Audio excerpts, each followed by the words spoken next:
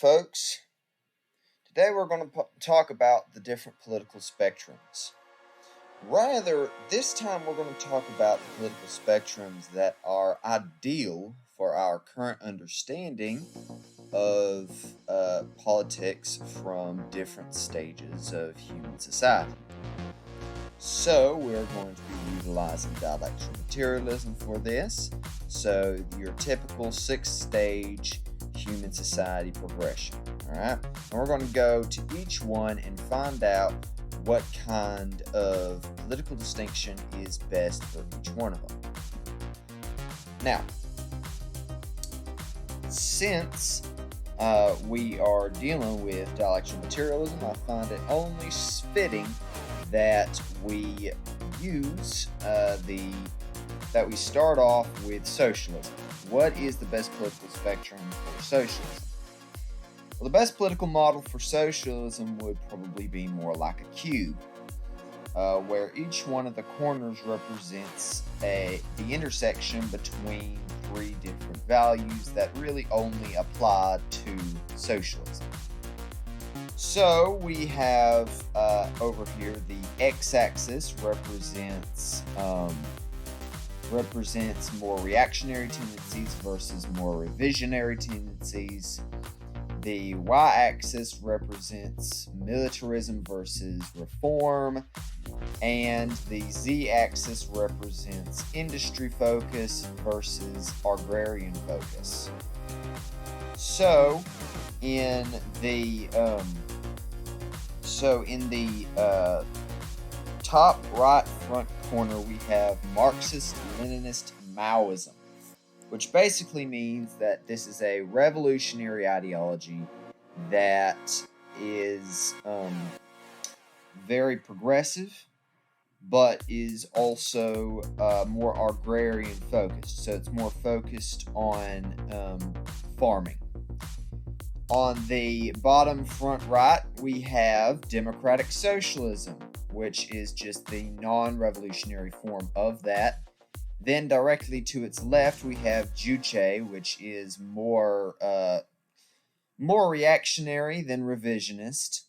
And then behind Marxist-Leninist Maoism, we have Stalinism, which is basically just has more of an industry focus than a agrarian focus.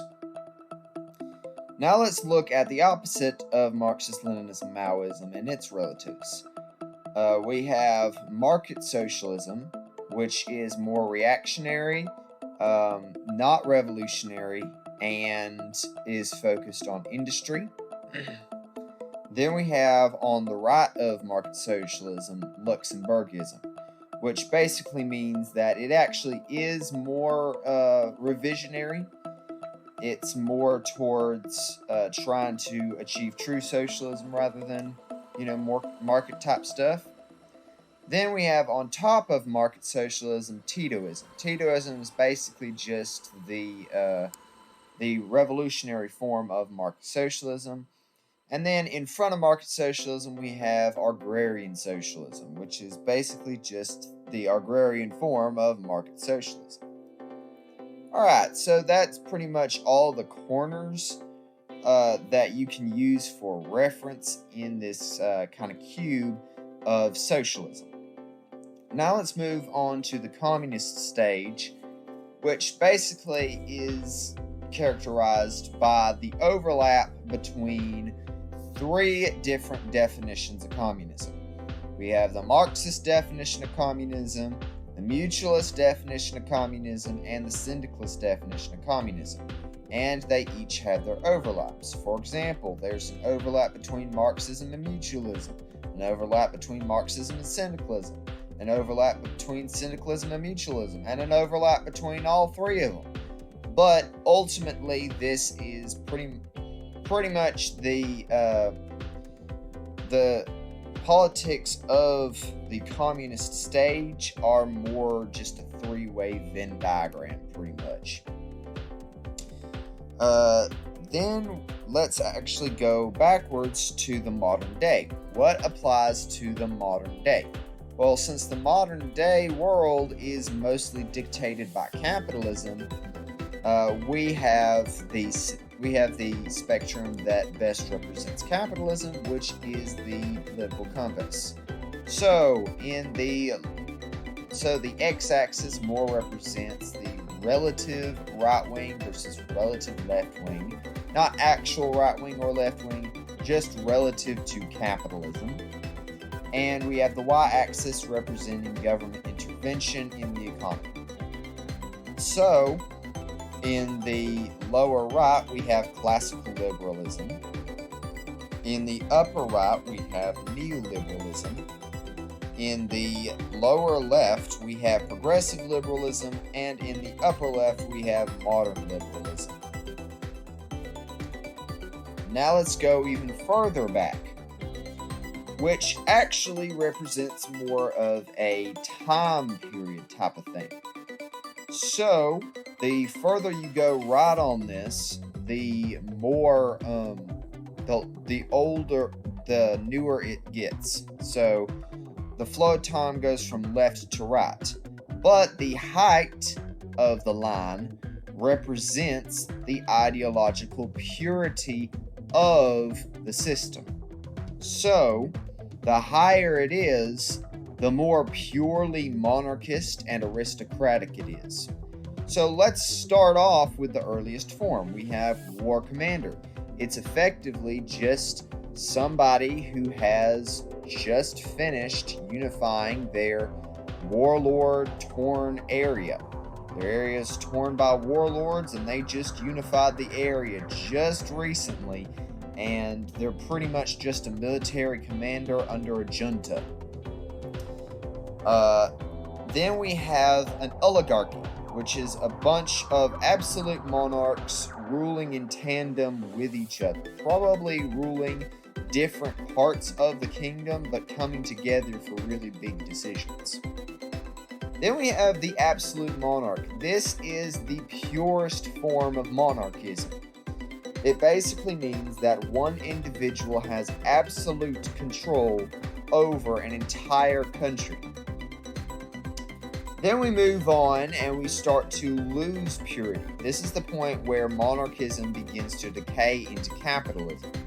At this point, we have constitutional monarch. This basically means that the monarch is required to follow a written constitution and cannot change that constitution. Then we have parliamentary monarchism, which is where there's a parliament that can negotiate with the monarch and has the power to veto a monarch's decisions. This is the point where, if it progresses any further, it jumps outside of monarchism and enters into capitalism. Now let's move even further back to agrarianism, the politics of agrarianism. The politics of agrarianism can mostly be described by familial structures. So, we have really the 8 major familial structures. So we have exogamous clan, which basically means that all members of the family are treated relatively equal, but younger members of the family are under the absolute authority of older members of the family. Then we have the flexible familial structure, which basically means that polygamy is not only accepted, but a sign of status. So the number of partners that you have indicates the amount of status you have in society.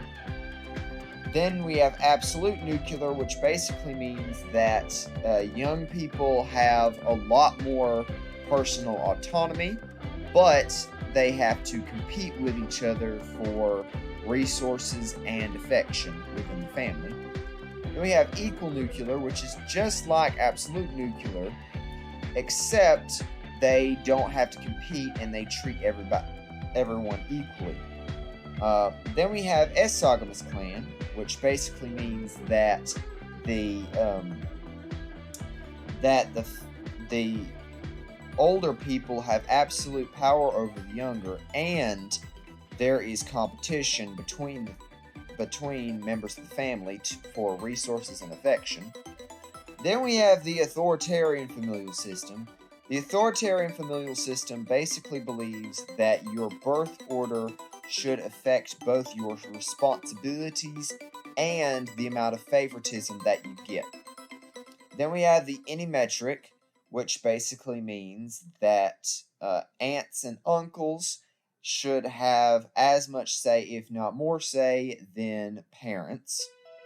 And then we have the anomic familial system, which basically means that there is no set structure for your familial system.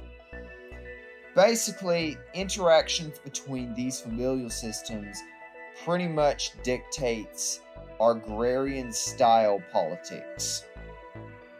Alright? So then we go all the way back to primitivism, and primitivism is quite simple. It is one tribe against another, one nation against another. Believe it or not, most people already pretty much interact in this kind of politics every day. US versus China, China versus Australia, stuff like that. One football team versus another football team. Whether you are a football enjoyer or a football enjoyer. That kind of stuff. I mean, you could do any kind of thing. Basically, whenever you have two or more tribes going against each other, that is when you are going under primitivist politics. Alright, I hope you liked this video and I hope you learned something. Like and subscribe if you want to support the channel. See y'all!